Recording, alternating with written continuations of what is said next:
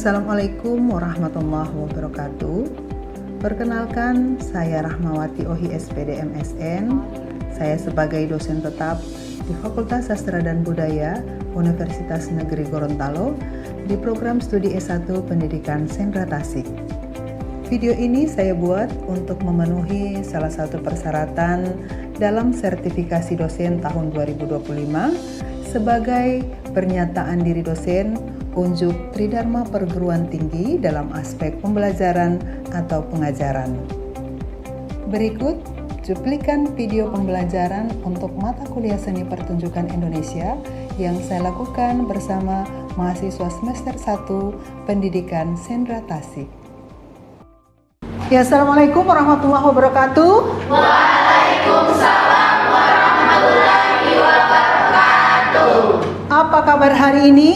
Alhamdulillah, luar biasa. Allahu Akbar. Fresh. Masya Allah. Hari ini ya kita sudah bertemu kembali dengan pembelajaran atau dengan materi tentang seni pertunjukan Indonesia.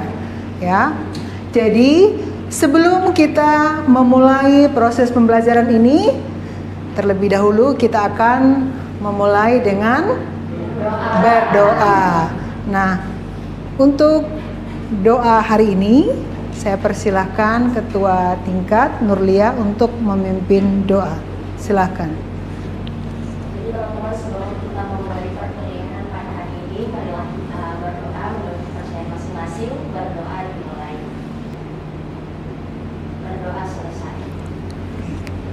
Alhamdulillah. Ya.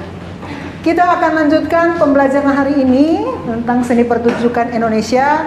Tetapi sebelum saya masuk ke materi tentang ciri-ciri seni pertunjukan Indonesia, Ibu ingin merefleksi kembali bagaimana pemahaman Anda ya terkait definisi dari seni pertunjukan. Tapi sebelum Anda masuk pada definisi seni pertunjukan, kita lihat dulu apa yang dimaksud dengan seni pertunjukan Indonesia ini. Yang pertama adalah di mana seni pertunjukan Indonesia ini membahas tentang apa? Seni dalam kerangka warisan seni tradisi Nusantara atau warisan seperti nyanyian, musik, tarian, dan pantun. Ya. Jadi kita membahas seni pertunjukan Indonesia ini tidak lepas dari seni pertunjukan dalam kerangka warisan seni tradisi Nusantara atau yang disebut dengan Waditra, ya. Di situ meliputi ada pertunjukan nyanyi, musik, tarian dan juga pantun, ya. Kemudian seni pertunjukan ya membahas juga tentang karakteristik atau ciri yang menarik mengenai seni pertunjukan Indonesia, di mana komponennya itu terintegrasi. Di dalamnya ada bahasa, ya, ada improvisasi, ada interaktif, fungsional, transmisional dan akulturasi, ya. Kira-kira masih ada yang ingat apa itu definisi pertunjukan, seni pertunjukan Indonesia menurut Sediawati? Ada yang masih ingat? Saya. Oke, silahkan Aqidatul Ija. Jadi sesuai dengan materi yang kemarin, definisi seni pertunjukan menurut Sediawati bahwa seni pertunjukan merupakan sebuah ungkapan budaya, wahana untuk menyampaikan nilai-nilai budaya, perwujudan norma-norma estetik artistik yang berkembang sesuai dengan zaman.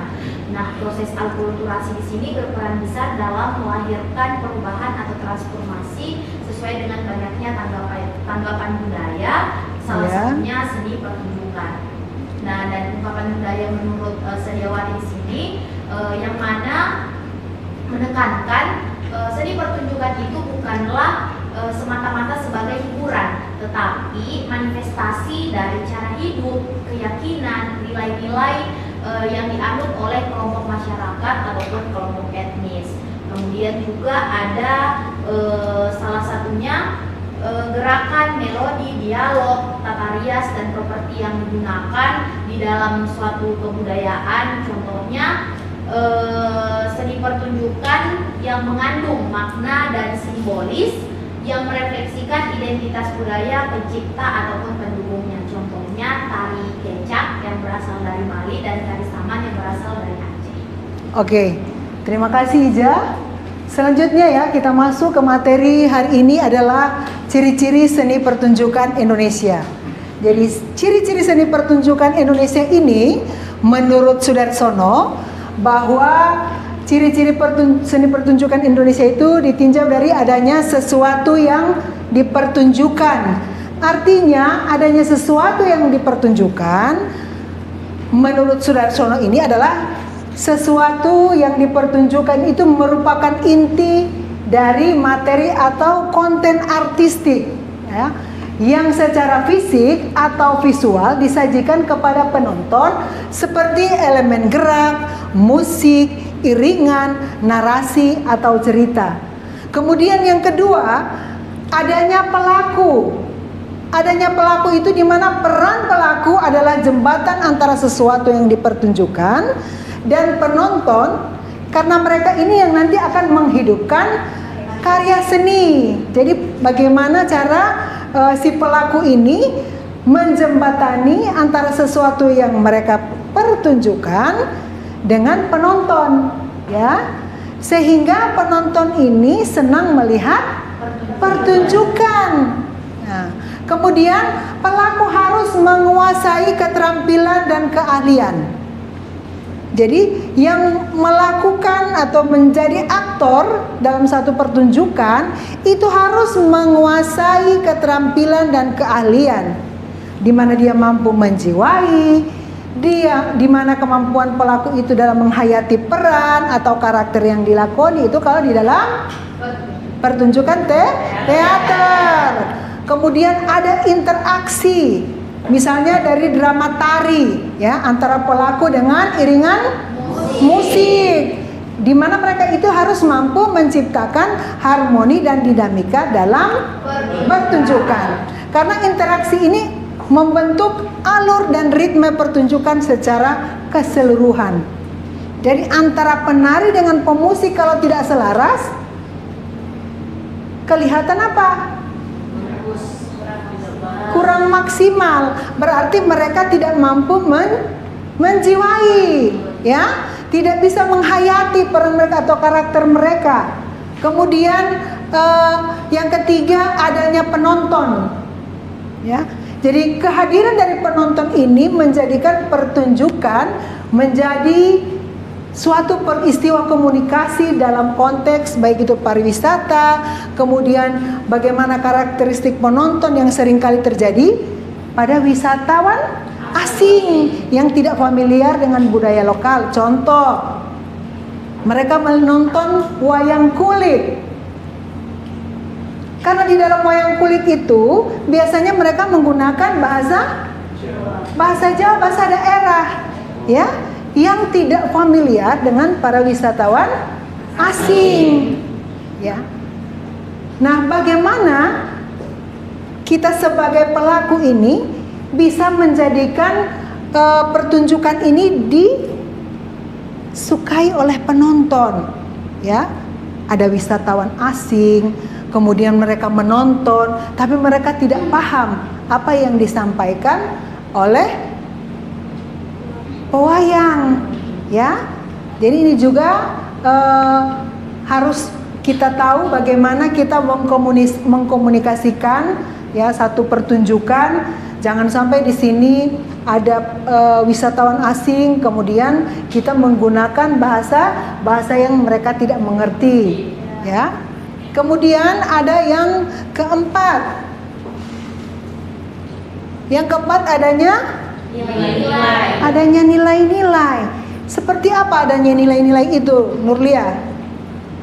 Iya, jadi itu terkait dengan nilai-nilai tersebut. Di sini esensinya membentuk identitas budaya seni pertunjukan, di mana jenis-jenis suatu pertunjukan ini meliputi nilai budaya agraris, kemudian keagamaan, spiritual, moral, dan juga etika.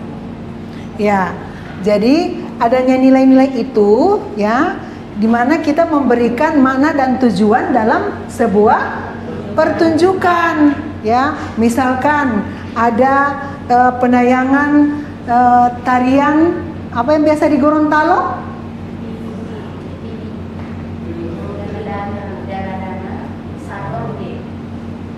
Ada lagi yang satu? Ada lagi yang lain? Tarian apa yang saat ini sekarang sudah dilarang oleh pemerintah untuk ditampilkan kembali? Dayango, ya. Karena di sini kita bisa lihat dari penjelasan dari ciri-ciri seni pertunjukan itu, dia memiliki nilai spiritual, sebab nilai-nilai ini merupakan cerminan dari pandangan hidup, kepercayaan, kemudian norma-norma yang dipegang oleh masyarakat pencipta dan pendukung seni pertunjukan tersebut. Contoh itu di Dayango ya. Di Dayango itu mereka melakukan ritual ya, melakukan ritual, dan itu sesuai dengan kepercayaan masyarakat yang ada di daerah itu, di Gorontalo itu. Contoh yang sekarang masih eksis dengan Dayango itu di daerah mana? Paguyaman Dalam. Ada juga di Batu Daa Pantai, ya. Ada di Batu Daa Pantai, ya.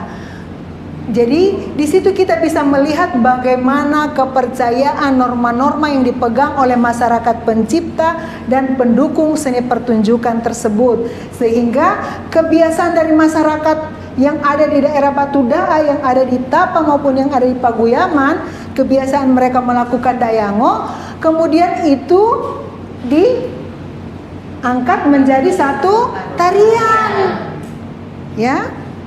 Itu bercermin dari nilai-nilai ya.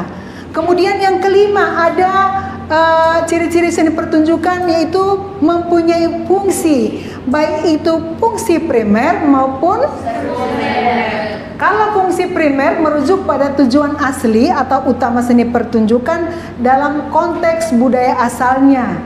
Ya, kemudian yang kedua, fungsi sekunder muncul ketika seni pertunjukan ini beradaptasi dengan konteks baru seperti industri pariwisata, ya. Kemudian fungsi ini lebih berorientasi pada hiburan atau ekonomi, kemudian promosi. Contohnya, yang awalnya wayang kulit ini menjadi fungsi primer sebagai sarana ritual, ya.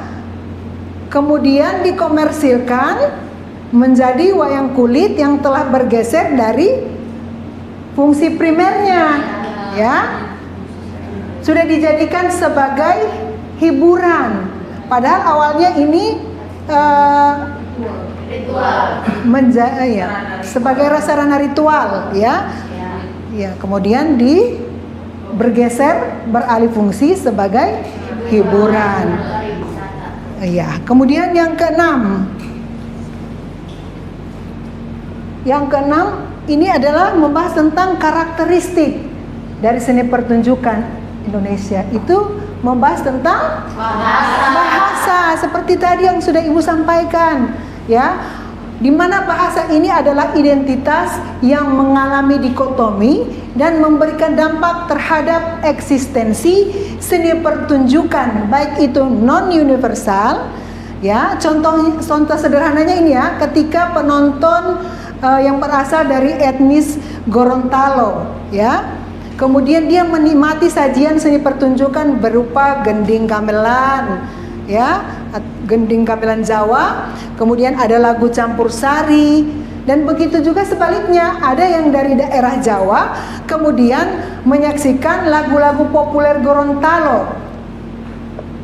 Ada studi kasus, misalkan di Lihutalo Polo-Palo, secara umum belum tentu generasi sekarang ini menyukai Lihutalo Polo-Palo. Iya, karena apa? Disebabkan oleh hal-hal yang ditunjukkan itu menggunakan bahasa daerah, ya. Karena saat ini kalian ini sudah tidak terlalu suka menggunakan bahasa daerah. Padahal seharusnya kita harus melestarikan. Nah, tadi Ibu sudah menjelaskan tentang ciri-ciri dari seni pertunjukan Indonesia, ya. Menurut Sudarsono, itu adanya sesuatu yang dipertunjukkan. Nah, kira-kira kalian yang hadir saat ini di kelas, pernah tidak Anda terlibat dalam pertunjukan, ya? Entah itu di kampus maupun di luar kampus. Kira-kira ada yang pernah menjadi bagian seni pertunjukan Indonesia atau apa, gimana? Jadi kebetulan saya pernah ditampilkan dalam seni pertunjukan di kegiatan DSMS. Ya. Di situ saya didelegasikan untuk menari tarian ondel-ondel yang merupakan tarian tradisional dari Betawi, khususnya di DKI Jakarta. Ya, jadi Caca pernah diberikan mandat untuk menjadi penari ondel-ondel. Padahal Caca ini adalah orang asli Gorontalo, tapi diminta untuk menarikan tarian yang mungkin saja Caca belum pernah melakukannya, ya kan? Nah, kira-kira ketika Caca diminta untuk menampilkan tarian ondel-ondel itu bagaimana perasaan kamu saat itu? Perasaannya pertama itu cukup menantang karena dalam segi geraknya itu cukup berbeda dengan gerakan yang sehari-hari saya lakukan untuk kegiatan yang ada di Gorontalo, kegiatan menari yang ada di Gorontalo. Jadi dari gerak tarinya, dari cara menggerakkan tangan, cara menggerakkan tubuhnya itu beda. Beda ya dengan tarian yang di Gorontalo.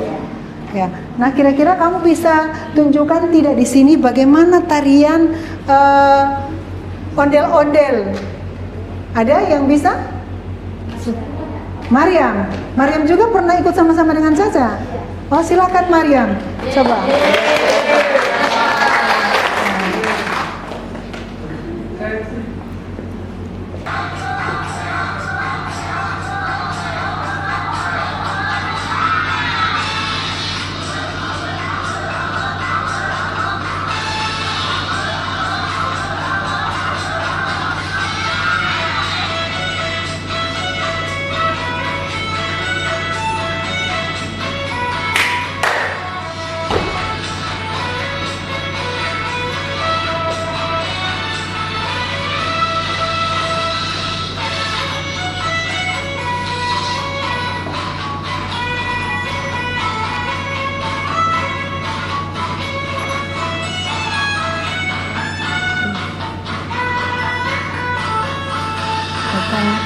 Oke. Ya, bagus sekali ya. Jadi Mariam walaupun asli Gorontalo tapi sudah bisa menunjukkan atau memperlihatkan tarian ondel-ondel dan sangat menjiwai tarian ini. Ya, itu artinya Anda tetap mencintai seni tradisional Indonesia.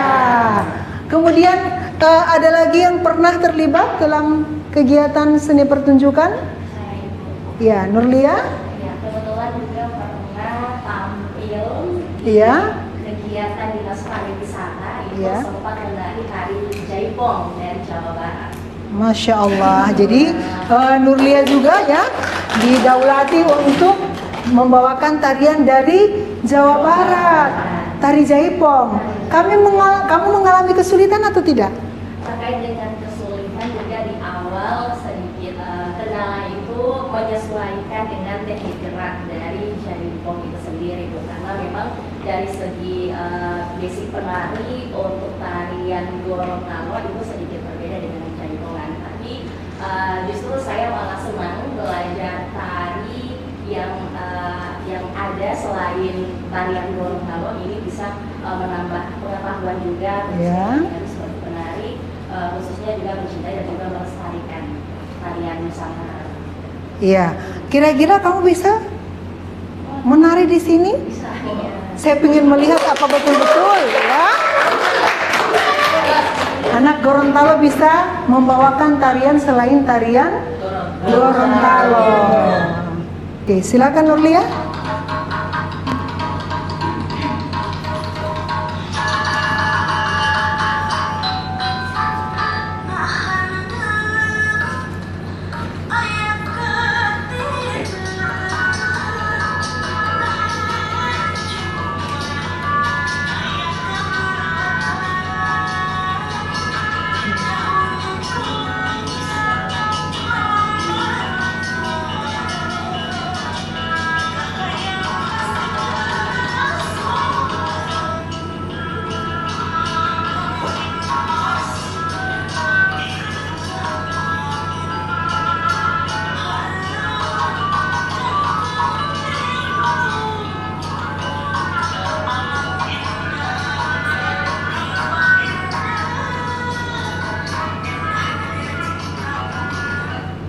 Oke, ya, terima kasih Nurlia. Saya sangat mengapresiasi ya Anda kalian ini sebagai anak-anak Gorontalo, tapi mampu ya mempertunjukkan tarian-tarian tradisional yang ada di Indonesia. Ya, ada Mariam tadi yang sudah membawakan tarian ondel-ondel, kemudian juga Nurlia. Ya, menarikan tarian Jaipong ya, sangat luar biasa. Selain tarian ada tidak yang pernah didaulati menyanyikan misalkan lagu-lagu tradisional dari berbagai daerah yang ada di Indonesia atau bagaimana, atau teater? Saya Ayo, bagaimana Diska? sebenarnya saya belum pernah secara langsung terlibat di seni pertunjukan seperti teman-teman tadi. Ya. Tapi waktu itu alhamdulillah saya terpilih menjadi perwakilan Gorontalo di Gita Bahana Nusantara. Ya. Wah. Jadi ketika kamu terpilih menjadi perwakilan Gita Bahana dari Provinsi Gorontalo, kamu didaulati untuk menyanyikan lagu apa? Kebetulan waktu itu saya diminta untuk menyanyikan lagu dari Sunda yang berjudul Bubui Bulan. Wah, lagu Bubui Bulan. Coba kamu praktekkan kira-kira bagaimana itu, sedikit saja tentang lagu Bubui Bulan ini. Ayo, silakan Diska.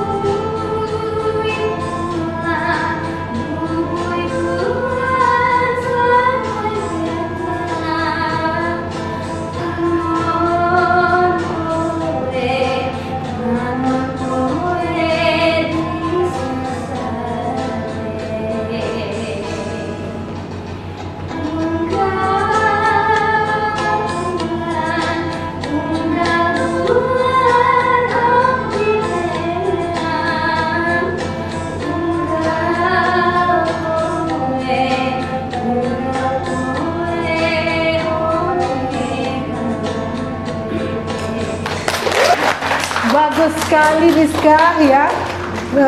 Ibu sampai terbawa suasana hati ibu mendengarkan Diska membawakan lagu dari daerah Sunda ya. Judulnya Bubui Bulan. Jadi kira-kira Bubui Bulan ini mengisahkan tentang apa Diska? Jadi yang saya pelajari Ya. Bubui Bulan itu, kalau bulan itu sendiri dalam budaya Nusantara itu sering disimbolkan sebagai kerinduan dan harapan. Sedangkan bubui sendiri itu artinya dipanggang secara perlahan. Jadi bubui bulan itu bisa dimaknai sebagai rasa cinta dan rindu seseorang yang hangat tetapi juga menyakitkan. Masya Allah, luar biasa ya.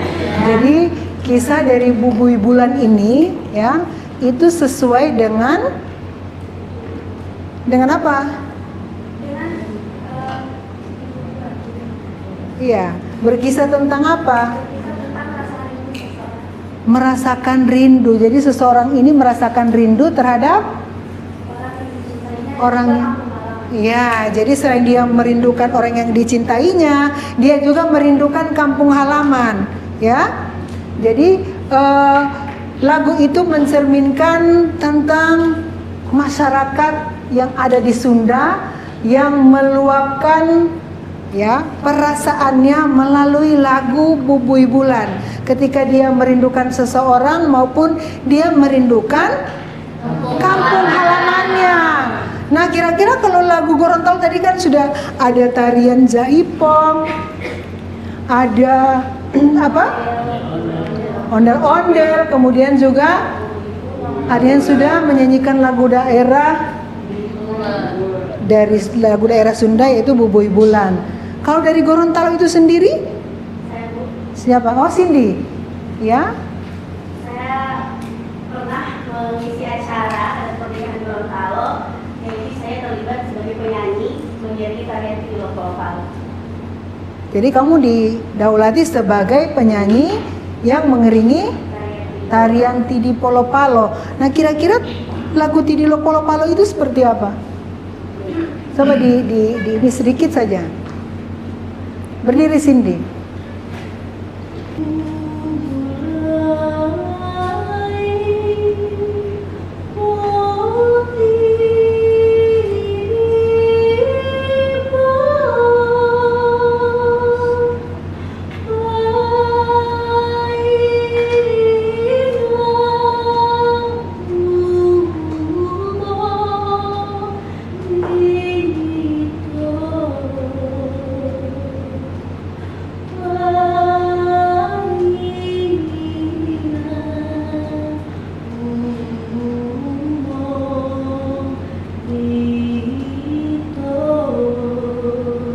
Ya, kita kasih aplaus dulu untuk anak The Cindy.